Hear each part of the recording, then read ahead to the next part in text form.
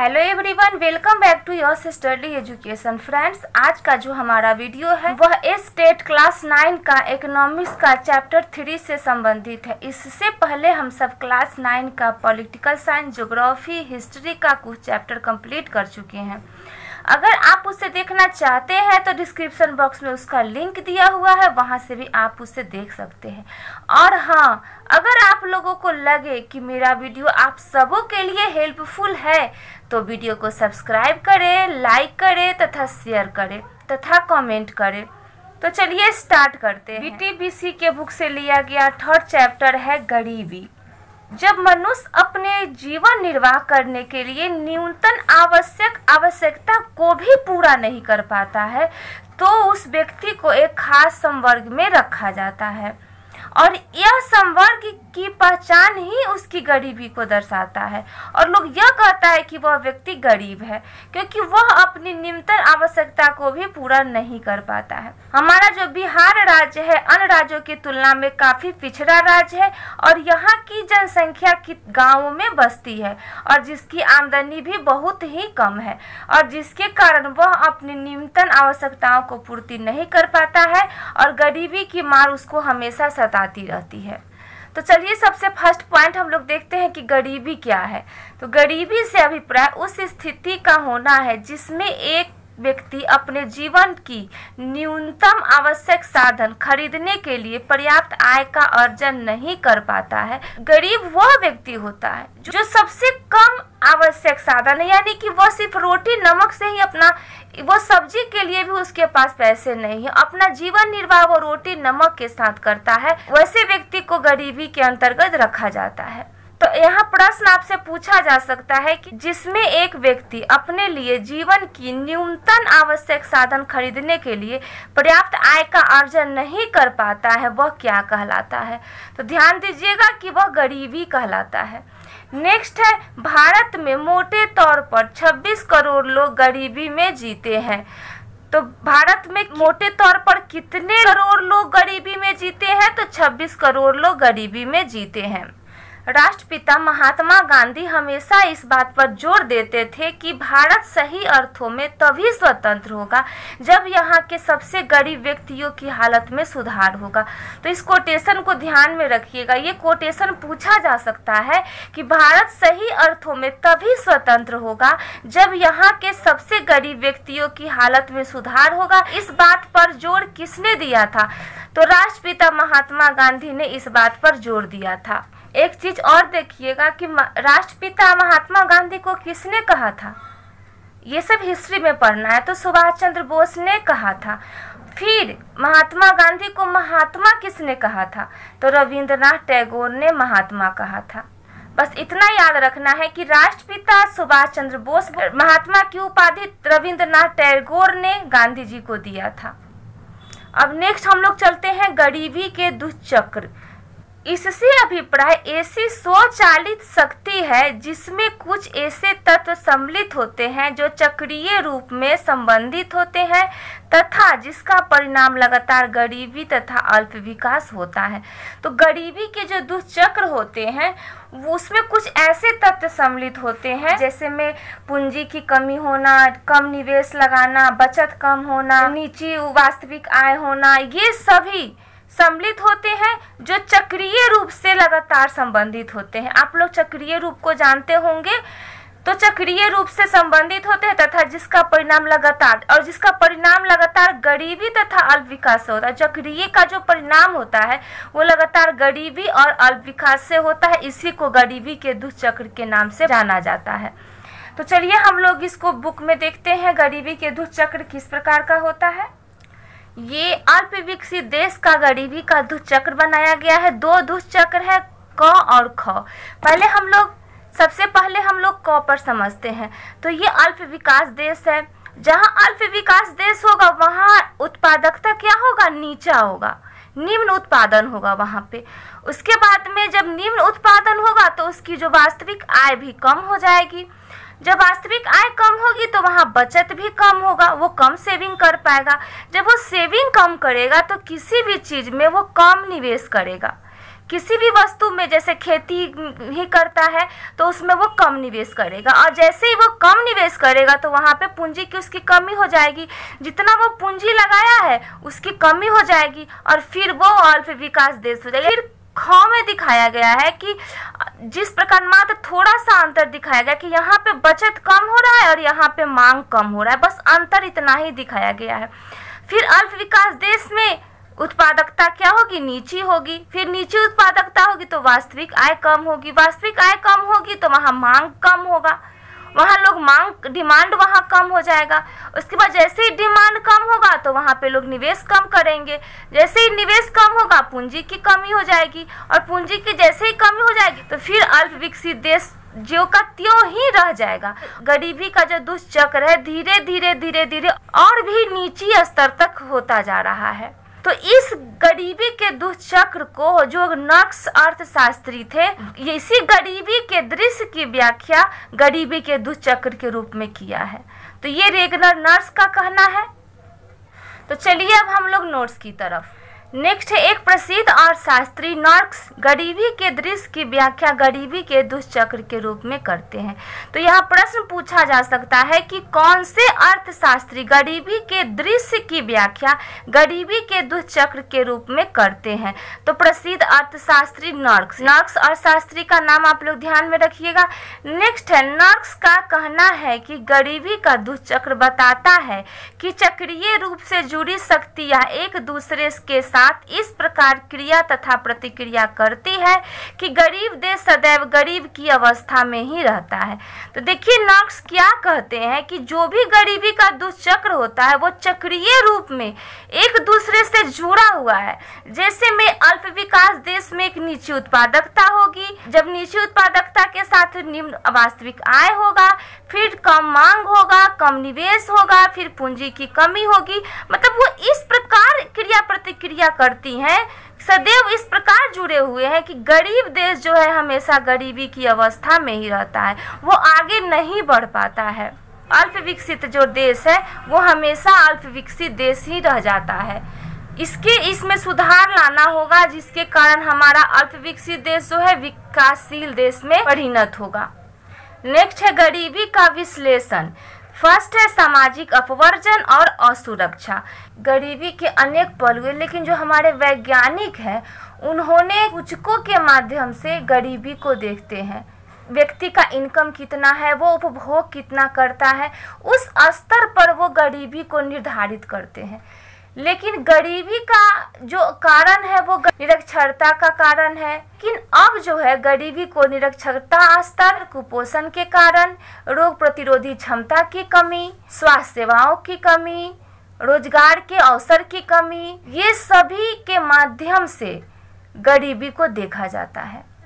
तो यहाँ पे गरीबी का विश्लेषण पहले दो प्रकार से किया जाता था, एक सामाजिक अपवर्जन और असुरक्षा। इस दो प्रकार से पहले गरीबी का विश्लेषण किया जाता था। नेक्स्ट है वर्तमान समय में सामाजिक अपवर्जन और असुरक्षा पर आधारित गरीबी का विश्लेषण बहुत सामान्य होता जा रहा है। लेकिन जो अभी का समय है उसमें सामाजिक अपवर्जन और असुरक्षा पे आधारित जो भी गरीबी का विश्लेषण है वो बहुत ही सामान्य होता जा रहा है। सबसे पहले हम लोग ये जानने की कोशिश करते हैं कि सामाजिक अपवर्जन होता क्या है। तो अपवर्जन मीन्स ये ऐसी प्रोसेस है जिसके माध्यम से जो व्यक्ति है वो उन सुविधाओं, लाभों, अवसरों से वंचित रहता है जिसका उपभोग जो दूसरे लोग हैं वो ज़्यादा करते हैं। मीन्स कि एक तरीके का जो अपवर्जन है वह ऐसी प्रोसेस है जिसमें कुछ लोगों को ज़्यादा अधिकार दे दिए जाते हैं, वो वस्तुओं या चीज़ों का ज़्यादा उपभोग करते हैं, जबकि जो कुछ खास लोग हैं, जो कुछ लोग हैं, उनको उन वस्तुओं के अधिकारों से वंचित रखा जाता है। जैसे इंडिया में होता है बेसिकली कास्ट सिस्टम में। कास्ट सिस्टम में क्या होता है कि कुछ लोगों को विशेषाधिकार दे दिए जाते हैं, जैसे जो हायर क्लास के लोग हैं, जो उच्च वर्ग के लोग हैं, उच्च जाति के, तो उनको विशेषाधिकार दिए जाते हैं। और जो अछूत समझे जाते हैं, जो पिछड़े वर्ग समझे जाते हैं, उनको उनका नियोग्यता उन पे लाद दी जाती है कि तुम मंदिर में नहीं जा सकते हो, तुम पवित्र स्थानों में नहीं जा सकते हो, सार्वजनिक स्थानों पे नहीं जा सकते हो, यहाँ तक कि उन्हें कुएं पर पानी पीने की भी जो सुविधाएं हैं वहां भी जाने से उनको रोक दिया जाता है। तो ये सब सामाजिक अपवर्जन के अंतर्गत आता है और सामाजिक अपवर्जन के अंतर्गत गरीबी को दर्शाता है, जो कि हमारा कास्ट सिस्टम हो गया। लेकिन अभी जो स्थिति है वर्तमान समय में, ये सभी चीजें सामान्य होता जा रहा है। इस तरह सामाजिक अपवर्जन के द्वारा गरीबी का विश्लेषण अभी नहीं किया जाता है। आपसे प्रश्न पूछा जा सकता है कि गरीबी का विश्लेषण पहले कितने स्तर पर किया जाता था, तो आप लोग जवाब दीजिएगा सामाजिक अपवर्जन और असुरक्षा, यानी कि 2 प्रकार से किया जाता था। अभी वर्तमान समय में इन पे आधारित जो गरीबी का विश्लेषण है वो बहुत ही सामान्य हो गया है। नेक्स्ट टॉपिक है गरीबी रेखा। तो शहरी गरीबी तथा ग्रामीण गरीबी को मापने के लिए गरीबी रेखा को ही आधार बनाया गया है। तो इसका फर्स्ट पॉइंट है, योजना आयोग ने न्यूनतम कैलोरी उपभोग को ग्रामीण क्षेत्र में प्रतिदिन 2400 कैलोरी और शहरी क्षेत्रों में 2100 कैलोरी निर्धारित किया गया है। योजना आयोग के द्वारा सबसे न्यूनतम कैलोरी ग्रामीण क्षेत्रों में प्रतिदिन 2400 चाहिए और शहरी क्षेत्रों में 2100 कैलोरी निर्धारित किया है। तो यहाँ 2 प्रश्न बनते हैं कि योजना आयोग ग्रामीण क्षेत्र में प्रतिदिन कितनी कैलोरी को निर्धारित किया है, तो 2400 कैलोरी को निर्धारित किया है, तथा शहरी क्षेत्रों में कितनी कैलोरी को निर्धारित किया है, तो शहरी क्षेत्रों में 2100 कैलोरी को निर्धारित किया है। इस पॉइंट्स को ध्यान में रखिएगा। अब आप लोग ये सोचिए कि ग्रामीण क्षेत्र में ज्यादा कैलोरी और शहरी क्षेत्रों में कैलोरी की क्यों आवश्यकता पड़ती है। तो ग्रामीण क्षेत्रों में इसलिए ज्यादा कैलोरी की आवश्यकता होती है कि वहाँ लोग खेत में काम करते हैं और उन्हें कैलोरी की ज़्यादा आवश्यकता होती है, लेकिन शहर के लोग ज़्यादा मेहनत नहीं करते हैं, वो कम मेहनत करते हैं, इसलिए उन्हें कम कैलोरी की आवश्यकता है। मासिक प्रति व्यक्ति उपभोग व्यय MPCE के आधार पर गरीबी रेखा ग्रामीण क्षेत्रों में 328 रुपये प्रति व्यक्ति प्रति माह और शहरी क्षेत्रों में 454 रुपये प्रति व्यक्ति प्रति माह निर्धारित किया गया है। तो MPCE के आधार पर जो गरीबी रेखा है वहाँ ग्रामीण क्षेत्रों में 328 रुपये प्रति व्यक्ति प्रति माह, यानी कि एक महीने में प्रत्येक व्यक्ति को 328 रुपये निर्धारित किया है और शहरी क्षेत्रों में 454 रुपये प्रति व्यक्ति प्रति माह निर्धारित किया है। तो यहाँ प्रश्न पूछा जा सकता है कि MPCE के आधार पर गरीबी रेखा ग्रामीण क्षेत्रों में कितने रुपए प्रति माह निर्धारित किया है, और फिर सेकेंड प्रश्न बनता है कि MPCE के आधार पर शहरी क्षेत्रों में कितना प्रति व्यक्ति प्रति माह निर्धारित किया है। याद रखिएगा कि ग्रामीण क्षेत्रों में 328 रुपये प्रति व्यक्ति प्रति माह और शहरी क्षेत्रों में 454 रुपये प्रति व्यक्ति प्रति माह निर्धारित किया गया है और MPCE के आधार पर। नेक्स्ट है भारत में गरीबी रेखा का प्रतिशत। तो 1973 में गरीबी रेखा का प्रतिशत 55% था, 1993 में 36% और 2000 में 26%, यानी कि धीरे धीरे गरीबी रेखा का जो स्तर है वो नीचे स्तर तक होता गया। यानी कि 1973 में जो गरीबी रेखा था भारत में वो 55% थी और 2000 में गरीबी रेखा के नीचे गरीबों का अनुपात और भी गिरकर ये 26% हो गया। नेक्स्ट है वित्त मंत्रालय भारत सरकार के आर्थिक सर्वेक्षण 2001-2 के अनुसार बिहार भारत के गरीबी के आधार पर दूसरा राज्य है, जबकि उड़ीसा का प्रथम स्थान है। तो जब वित्त मंत्रालय भारत सरकार आर्थिक सर्वेक्षण करवाए थे 2001 और 2002 में, तो उनके अनुसार बिहार जो है भारत की गरीबी के आधार पर दूसरा राज्य है और उड़ीसा का प्रथम स्थान है। तो यहाँ प्रश्न पूछा जा सकता है कि वित्त मंत्रालय भारत सरकार द्वारा जब आर्थिक सर्वेक्षण हुआ था उसके आधार पर बिहार भारत के गरीबी के आधार पर कौन सा राज्य है। तो ध्यान रखिएगा, गरीबी के आधार पर बिहार दूसरा राज्य है और पहला जो राज्य है वो उड़ीसा का है। नेक्स्ट है उड़ीसा का गरीबी अनुपात 47.2% है। तो उड़ीसा का गरीबी अनुपात कितना है, तो 47.2% है, प्रथम स्थान है, इसलिए इसको आप लोग ध्यान में रखिएगा। जब 2006 और 2007 में वित्त मंत्रालय भारत सरकार द्वारा आर्थिक सर्वेक्षण हुआ था उसका हम लोग तालिका देख लेते हैं और उसका हम लोग तालिका देखकर समझ लेते हैं। ये निर्धनता का अनुपात है प्रतिशत में और ये निर्धनों की संख्या है करोड़ में। तो 1973 और 74 में ग्रामीण क्षेत्र में 56.4 था और शहरी में 49 था। दोनों का योग 54.9 है। ग्रामीण और शहरी निर्धनता अनुपात को जोड़कर उसे 2 से भाग देने पे उसका योग निकल जाता है। 1993-94 में आप लोग देख लीजिएगा, फिर 1999 में देख लीजिएगा और फिर 2004-05 में देख लीजिएगा। अब यहाँ पे निर्धनों की संख्या करोड़ में है, तो यहाँ पे ग्रामीण और शहरी का देख लीजिए, यहाँ पे दोनों का योग देख लीजिएगा। लोग फिर चलते हैं नेक्स्ट ग्राफ की तरफ।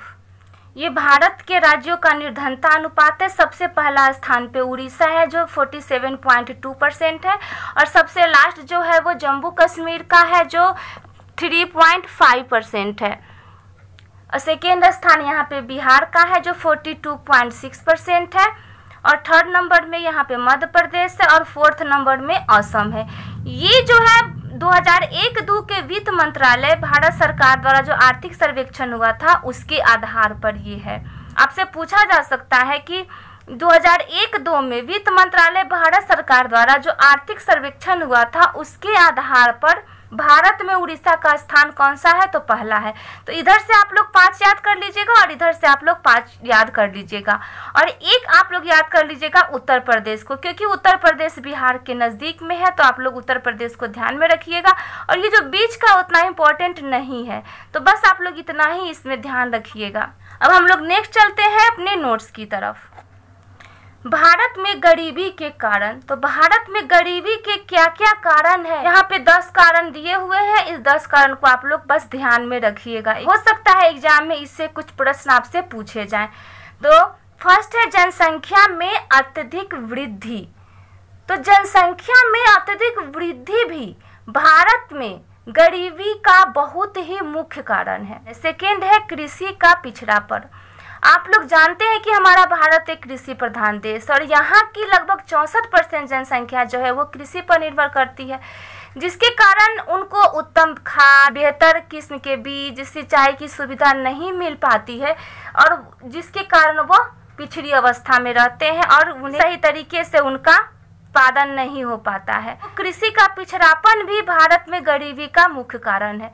नेक्स्ट है पूंजी की कमी। पूंजी का अभाव भी गरीबी का प्रमुख कारण है, क्योंकि अगर लोगों को पूंजी नहीं रहेगी तो वो बचत नहीं कर पाएंगे और अगर बचत नहीं करेंगे तो वो विनियोग नहीं करेंगे और जैसे ही विनियोग नहीं करेंगे तो पूंजी का निर्माण उनका कम हो जाएगा और पूंजी जब कम करेंगे तो उनका आर्थिक विकास और विस्तार नहीं हो पाएगा। तो ये भी गरीबी का एक मुख्य कारण है। नेक्स्ट है प्राकृतिक साधनों के समुचित उपयोग का अभाव। तो ये बहुत ही इम्पोर्टेंट है, इसको बिल्कुल आप लोग ध्यान में रखिएगा। हम लोग मानवीय साधनों को पढ़े थे और प्राकृतिक साधन, ये सभी कृषि के लिए जो प्राकृतिक साधनों का समुचित उपयोग नहीं हो पा रहा है उसका अभाव है, जिसके कारण भारत के लोग गरीबी स्तर से भी नीचे जा रहे हैं और गरीबी का एक प्रमुख कारण है प्राकृतिक साधनों के समुचित उपयोग का अभाव। अब नेक्स्ट है औद्योगिकरण का अभाव। यहाँ पे औद्योगिकरण का भी सही विस्तार और विकास नहीं हो रहा है, एक यह भी कारण गरीबी का है। नेक्स्ट है आय तथा धन की विषमता। हमारे देश में लोग आय तथा धन को सही तरीके से जुटा नहीं पाते हैं और जिसके कारण वो कोई भी सुविधा जुटा नहीं पाते हैं, यह भी एक कारण है भारत में गरीबी का। नेक्स्ट है बेरोजगारी एवं अदृश्य बेरोजगारी। तो हमारे भारत में उद्योग धंधे सही से विकसित नहीं है, जिसके कारण यहाँ पे बेरोजगारी पाई जाती है और जो भी लोग काम के इच्छुक होते हैं उन्हें रोजगार भी नहीं मिल पाता है। तो गरीबी का एक मुख्य कारण बेरोजगारी एवं अदृश्य बेरोजगारी भी है। विदेशी शासन, हमारे देश पर ब्रिटिश शासकों ने भी काफी लंबे समय तक शासन किया और हमारे भारत में जो भी चीजें थी उन्हें वो अपने देश में ले गए, तो ये भी एक प्रमुख कारण है गरीबी का। नेक्स्ट है प्रतिकूल सामाजिक वातावरण। हमारे भारत में शिक्षा का बहुत ही अभाव है। बहुत सारे अधिकांश भारतीय लोग अशिक्षित एवं रूढ़िवादी होते हैं, उनके अंदर बहुत सारी ऐसी धारणा बनी हुई है जिसके कारण वो आर्थिक विकास और सामाजिक जीवन में परिवर्तन ही नहीं लाना चाहते। तो प्रतिकूल सामाजिक वातावरण भी भारत में गरीबी का मुख्य कारण है।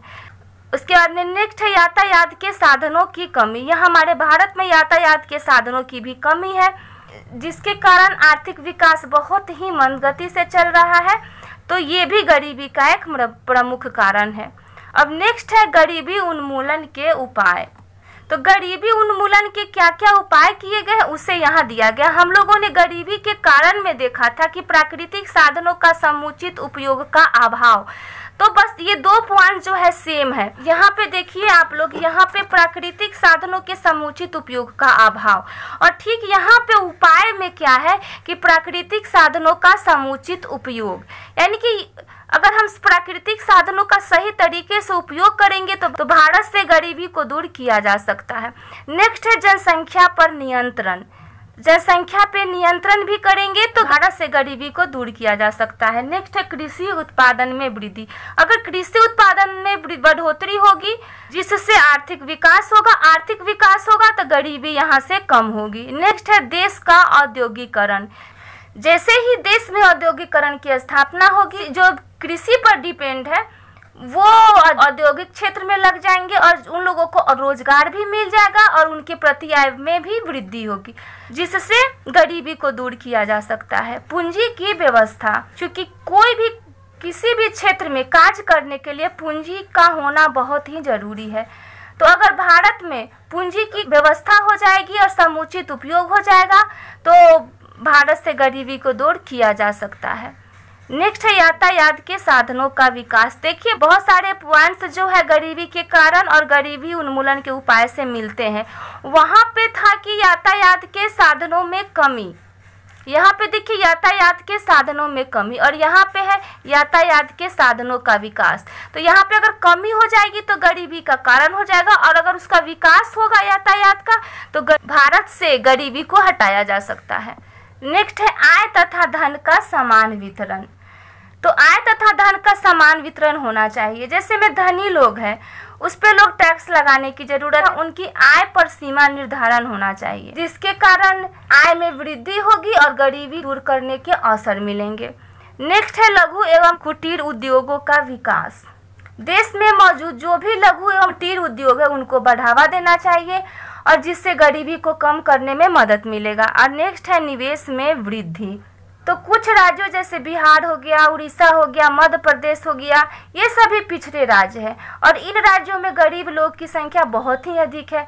तो गरीबी दूर करने के लिए इन राज्यों में अधिक निवेश करने की आवश्यकता है, जिससे गरीबी दूर करने के अवसर मिलेंगे। नेक्स्ट पॉइंट है भारत की लगभग 64% जनसंख्या कृषि पर निर्भर है। तो यहाँ प्रश्न बनता है कि भारत की कितने परसेंट जनसंख्या कृषि पर निर्भर है? तो 64% जनसंख्या कृषि पर निर्भर है। नेक्स्ट है गरीबी दूर करने संबंधी सरकारी एवं गैर सरकारी प्रयास। तो गरीबी दूर करने के लिए कौन से सरकारी प्रयास किए गए हैं और गैर सरकारी प्रयास किए गए हैं उसको हम लोग देख लेते हैं। तो यहाँ पे देखिए सरकारी प्रयास में आ गया राष्ट्रीय काम के बदले अनाज कार्यक्रम, राज्य रोजगार कोष, मध्याह्न भोजन योजना, न्यूनतम आवश्यकता कार्यक्रम, समेकित ग्रामीण विकास कार्यक्रम, स्वर्ण जयंती ग्राम स्वरोजगार योजना, जवाहर रोजगार योजना, प्रधानमंत्री रोजगार योजना, प्रधानमंत्री ग्रामोदय योजना, स्वर्ण जयंती शहरी रोजगार योजना। और गैर सरकारी प्रयास में आ जाते हैं हमारे स्वरोजगार, सामूहिक खेती, सामुदायिक विकास कार्यक्रम और स्वयं सहायता समूह, सेल्फ हेल्प ग्रुप। तो चलिए अब हम लोग सरकारी प्रयास और गैर सरकारी प्रयास को समझ लेते हैं। फर्स्ट था राष्ट्रीय काम के बदले अनाज कार्यक्रम। भारत सरकार द्वारा 2004 में और देश के सबसे पिछड़े 150 जिलों में लागू किया गया था। तो राष्ट्रीय काम के बदले अनाज कार्यक्रम जो है 2004 में लागू किया गया था और यह देश के 150 जिलों में लागू किया गया था। तो यहाँ प्रश्न बनता है कि राष्ट्रीय काम के बदले अनाज कार्यक्रम कब लागू किया गया था? तो 2004 में। और यह देश के कितने जिलों में लागू किया गया था? तो सबसे पिछड़े 150 जिले में लागू किया गया था। नेक्स्ट है राज्य रोजगार गारंटी कोष के अंतर्गत अगर आवेदक 15 दिनों के अंदर रोजगार उपलब्ध नहीं कराया गया तो वह बेरोजगार भत्ते का हकदार होगा। तो राज्य रोजगार गारंटी कोष के अंतर्गत होता है कि अगर जो भी आवेदक होता है वह 15 दिनों के अंदर में रोजगार उपलब्ध नहीं कराया है तो वह बेरोजगार भत्ते का हकदार होगा। ये सब गरीबी दूर करने के लिए सरकारी प्रयास किए गए हैं, उनको हम लोग देख रहे हैं। तो नेक्स्ट है मध्याह्न भोजन योजना। ये भी गरीबी दूर करने के लिए चलाया गया था, जिसको मिड डे मील स्कीम भी कहा जाता है, MDMS। तो यहाँ प्रश्न बनता है कि मध्याह्न भोजन योजना के अंतर्गत 2007-08 में कितना करोड़ रुपए व्यय करने का प्रावधान था? तो 7324 करोड़ रुपए व्यय करने का प्रावधान था। ये जो मध्याह्न भोजन योजना है, जिसमें स्कूल के बच्चों को मुफ्त में दोपहर का भोजन दिया जाता है और इसका जो भी भार होता है वो केंद्र सरकार वहन करती है। इसका एक मेन ही रीजन है कि जो भी गरीब के बच्चे हैं वो कम से कम खाने के लिए स्कूल आए और वहाँ से वो भरपेट भोजन भी करें और वे स्कूल में शिक्षा भी प्राप्त करें।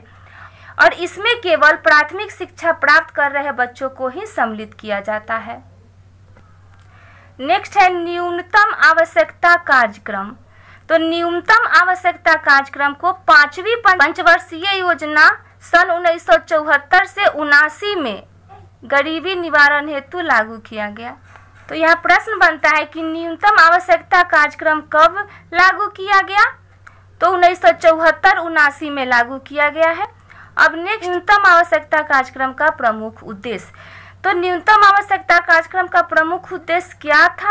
तो देश के गरीब जनता को कम से कम न्यूनतम जरूरतों जैसे पेयजल, शिक्षा, स्वास्थ्य सुविधाएं की पूर्ति कराना न्यूनतम आवश्यकता कार्यक्रम का मुख्य उद्देश्य था। कि देश के जो भी गरीब जनता है उनको कम से कम न्यूनतम जरूरत जैसे में पेयजल हो गया, शिक्षा हो गया, स्वास्थ्य सुविधाएं हो गया की पूर्ति कराना न्यूनतम आवश्यकता कार्यक्रम का मुख्य उद्देश्य था। नेक्स्ट है समेकित ग्रामीण विकास कार्यक्रम, integrated rural development programme, IRDP। कभी कभी ये बहुत ही इंपॉर्टेंट है, कभी कभी इसका फुल फॉर्म पूछा जाता है कि IRDP का फुल फॉर्म क्या है। ध्यान में रखिएगा, इंटीग्रेटेड रूरल डेवलपमेंट प्रोग्राम। इसको कब लागू किया गया था? तो 1980 में देश के सभी प्रखंडों में लागू किया गया था। तो समेकित ग्रामीण विकास कार्यक्रम को 1980 में देश के सभी प्रखंडों में लागू किया गया। नेक्स्ट है स्वर्ण जयंती ग्राम स्वरोजगार योजना। तो SGSY, यहाँ भी आपको SGSY का फुल फॉर्म पूछा जा सकता है। तो स्वर्ण जयंती ग्राम रोजगार योजना इसका फुल फॉर्म हुआ। ये भी बहुत ही इंपॉर्टेंट है, यहाँ पे लिख लीजिएगा, VVI ये क्वेश्चन है। और नेक्स्ट है अप्रैल 1999 में IRDP का नाम स्वर्ण जयंती ग्राम स्वरोजगार योजना कर दिया गया। तो बहुत ही इंपॉर्टेंट ये भी प्रश्न है, इसको ध्यान में रखिएगा। यहाँ प्रश्न आपको इस तरह पूछा जाएगा कि IRDP का नाम स्वर्ण जयंती ग्राम स्वरोजगार योजना कब रखा गया? तो अप्रैल 1999 में। या फिर ये भी प्रश्न पूछा जा सकता है कि IRDP का नाम निम्नलिखित में से क्या रखा गया है? तो स्वर्ण जयंती ग्राम स्वरोजगार योजना, राष्ट्रीय ग्रामीण रोजगार योजना, आपको कुछ भी प्रश्न लिया जा सकता है। तो यहाँ पे बस ध्यान रखिएगा कि IRDP का नाम स्वर्ण जयंती ग्राम स्वरोजगार योजना रखा गया कब? तो अप्रैल 1999 में। अब ने जवाहर रोजगार योजना। तो जवाहर रोजगार योजना को अप्रैल 1989 में प्रारंभ किया गया। तो इस पॉइंट्स को ध्यान में रखिएगा, ये सब आपको याद करने वाले प्रश्न है। राष्ट्रीय ग्रामीण रोजगार कार्यक्रम NREP को कब लागू किया गया? तो अक्टूबर 1980 ईस्वी में प्रारंभ किया गया। कहीं कहीं आपको NREP पूछ देगा और कहा जाएगा कि NREP निम्नलिखित में से कौन है? तो ये राष्ट्रीय ग्रामीण रोजगार कार्यक्रम ध्यान में रखिएगा आप लोग। नेशनल रूरल एम्प्लॉयमेंट प्रोग्राम इसका फुल फॉर्म हो गया। नेक्स्ट है ग्रामीण भूमिहीन रोजगार गारंटी कार्यक्रम, RLEGP। ग्रामीण भूमिहीन रोजगार गारंटी कार्यक्रम को RLEGP भी कहा जाता है, तो इसको ध्यान में रखिएगा। को अगस्त 1983 में प्रारंभ किया गया। तो ग्रामीण भूमिहीन रोजगार गारंटी कार्यक्रम को कब लागू किया गया? तो अगस्त 1983 में।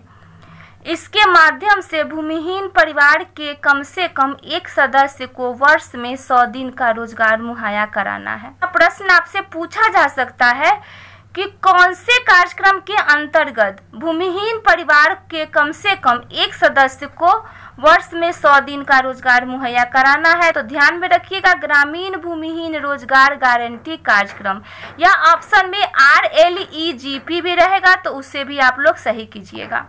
नेक्स्ट है प्रधानमंत्री रोजगार योजना के अंतर्गत 1993-94 में शहरी क्षेत्र में बेकार शिक्षित युवकों को स्वरोजगार मुहैया कराने के लिए प्रारंभ की गई थी।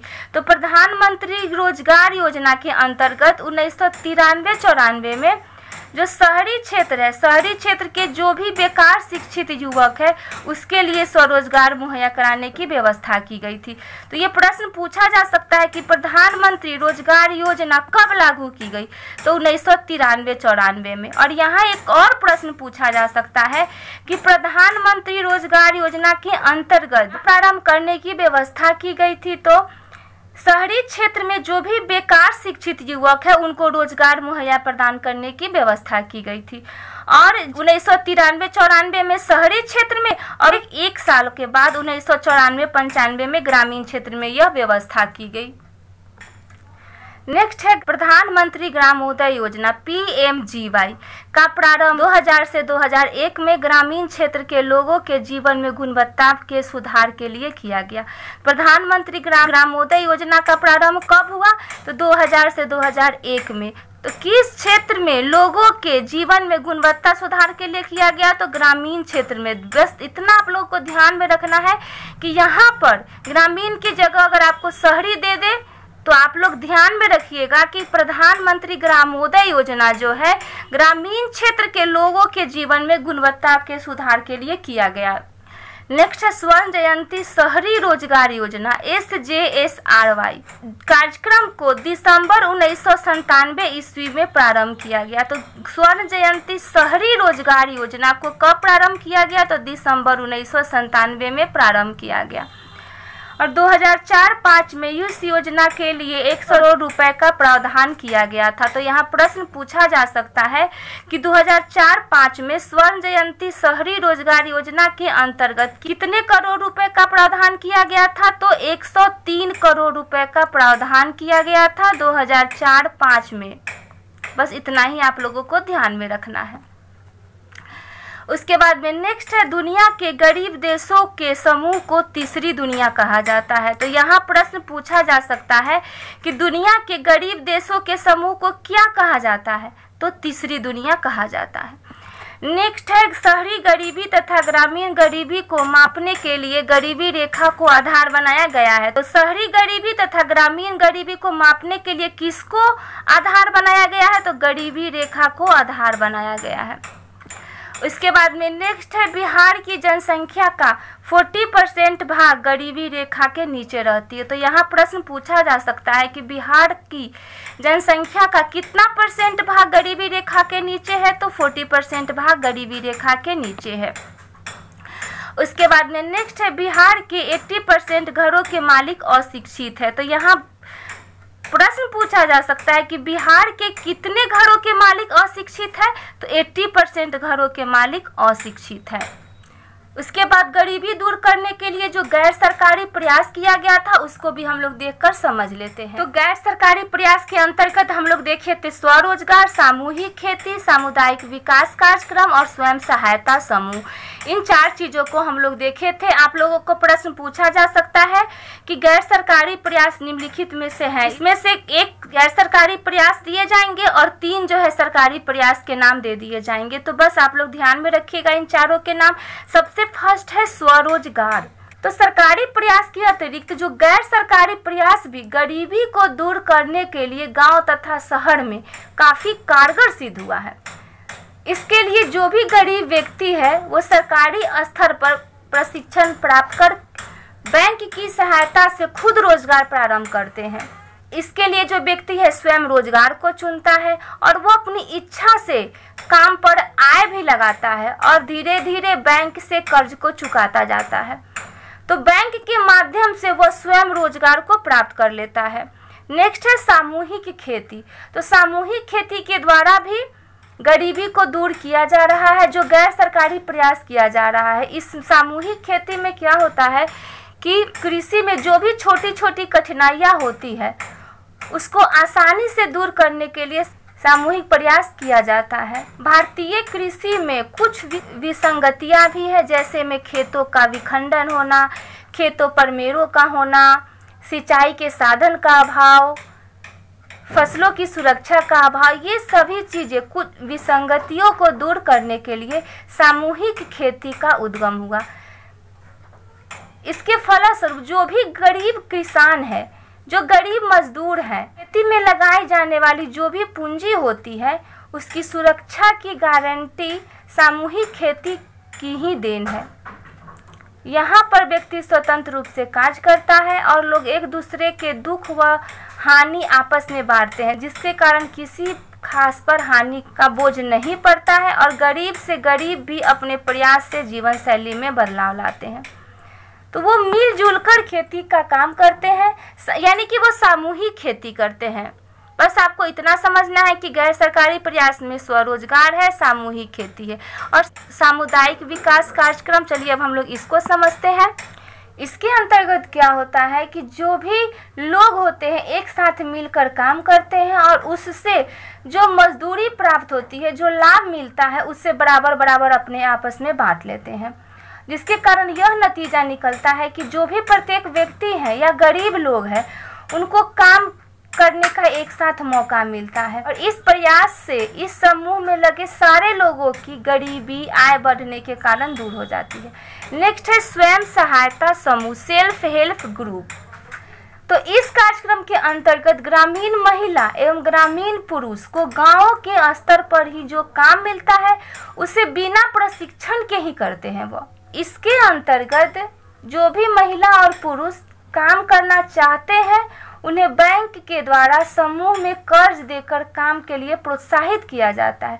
ध्यान रखिएगा कि इस समूह में कम से कम 15 से 20 लोग ही एक साथ रहते हैं।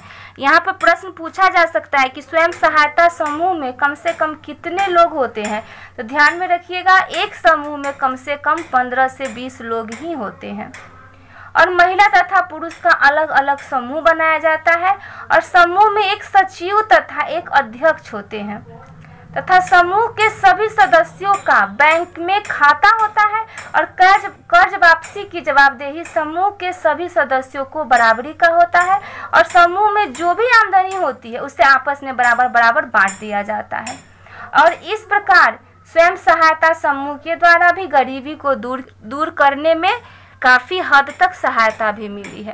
तब तक के लिए इतना ही। अगर आप लोगों को हमारा वीडियो अच्छा लगा हो तो लाइक करें, शेयर करें तथा कमेंट करें। अगर आप कुछ कहना चाहते हैं, कुछ बताना चाहते हैं तो कमेंट करके अपनी प्रतिक्रिया जरूर दें। अगर आप हमारे चैनल पे नए हैं तो मेरे चैनल को सब्सक्राइब करें। बने रहिए हमारे साथ। मिलते हैं नेक्स्ट वीडियो में नेक्स्ट टॉपिक के साथ। धन्यवाद।